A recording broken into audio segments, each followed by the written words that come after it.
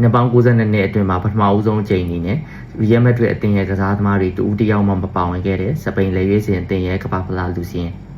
မြန်မာစံတော်ချိန်မေလ25ရက်နေ့မနေ့ညဦးပိုင်းလောက်ကကြီးညာခဲ့တဲ့စပိန်လက်ရွေးစင်အသင်းရဲ့26ရောက်လူစင်းမှာတော့ Real Madrid ကကစားသမားတွေတူဦးတယောက်မှပါဝင်လာခဲ့ခြင်းမရှိပါဘူး။နီးပြကျော် De La Fuente ရွေးချယ်ခဲ့တဲ့စပိန်အသင်းရဲ့26ရောက်လူစင်းမှာဘာစီလိုနာအသင်းရဲ့ကစားသမား10ယောက်၊ Atletico Madrid အသင်း၊ Arsenal အသင်းနဲ့ Athletic Club Bilbao အသင်းတို့ကကစားသမား3ယောက်စီနဲ့ကျန်ကလပ်အသင်းတွေကကစားသမား2ဦးစီချိုးကြပါဝင်လာတာဖြစ်ပါတယ်။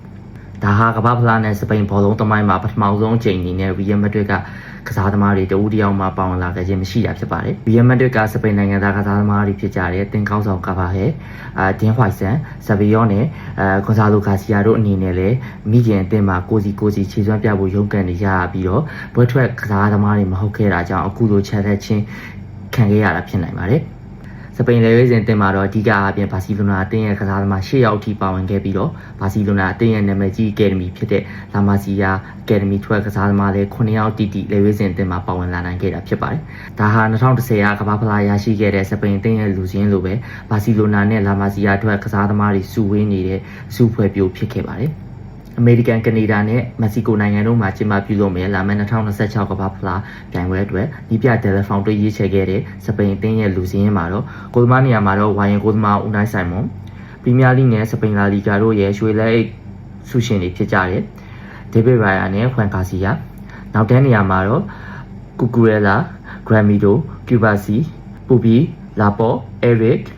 လော်ရန်တင်းနဲ့ဘက်ဒရိုပိုရိုတို့ကိုရွေးချယ်ထားခဲ့ပါတယ်ကွင်းလယ်လူနေရာမှာတော့ဇူဘင်မန်ဒီ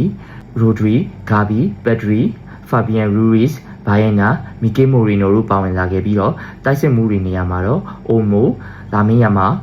မူညိုစ်နီကိုဝီဒီယန်ပီနိုဖာရန်တော်ရက်စ်အိုရာဇဘယ်နဲ့အက်ကလက်စီယက်စ်တို့အသီးသီးပါဝင်လာခဲ့ကြတာဖြစ်ပါတယ်ဂိုလ်ဒန်ဘွိုင်းဆုရှင်တဦးဖြစ်သူတို့ရခိုင်ကမ္ဘာဖလားတုန်းကလည်းပါဝင်ခဲ့တဲ့ဂါဘီကလည်းယခုနှစ်ရာသီမှာတရားပြဿနာတွေကြုံတွေ့နေရတဲ့အတွက်ပွဲထွက်ကစားခွင့်9ပွဲသာရရှိခဲ့ပေမဲ့လည်းယခုလူစင်းမှာပြန်လည်ပါဝင်လာတာကိုလည်းတွေ့ရှိရပါတယ်။ဒါပေမဲ့လည်းယခုနှစ်ရာသီလာလီဂါမှာခြေစွမ်းပြကစားခဲ့တဲ့ဘာစီလိုနာတင်းရဲ့ကွင်းလယ်လူဖာမင်လိုပက်စ်ကတော့ရာသီကုန်ကနီးမှဒဏ်ရာရရှိခဲ့တာကြောင့်ကမ္ဘာဖလားပြိုင်ပွဲကြီးနဲ့လွှတ်ချော်ခဲ့တာကိုတွေ့ရပါတယ်။ကမ္ဘာဖလားပြိုင်ပွဲအတွက်ရွေးချယ်ခြင်းမခံခဲ့ရတဲ့ Real Madrid အသင်းကကစားသမားတွေနဲ့အတူ Arsenal အသင်းရဲ့နောက်ခံသူမော်စကွဲယာမန်စီးတီးအသင်းရဲ့ကွင်းလယ်လူနီကိုကွန်ဆာလက်တို့အပြင်ပြင်သစ်လူကူမှာခြေစွမ်းပြကစားနေခဲ့တဲ့အန်ဆူဖာတီတို့ကလည်းဒီလူရှင်းမှာပါဝင်လာခြင်းမရှိခဲ့ပါဘူး။စပိန်အသင်းကတော့ကမ္ဘာဖလားရဲ့အုပ်စု H မှာကိတ်ဘာဒီဆော်ဒီအာရေဗီးယားနဲ့ဥရုဂွေအသင်းတို့နဲ့အတူတူတအုပ်စုထဲကြာရောက်နေတာဖြစ်ပါတယ်။အုပ်စုဖွင့်ပွဲစဉ်ကိုတော့လာမယ့်ဇွန်လ15ရက်နေ့မှာကိတ်ဘာဒီအသင်းနဲ့ရှင်ပြိုင်ကစားသွားမှာဖြစ်ပါတယ်။2024ရဲ့ Euro Champion စပိန်လက်ရွေးစင်အသင်းအနေနဲ့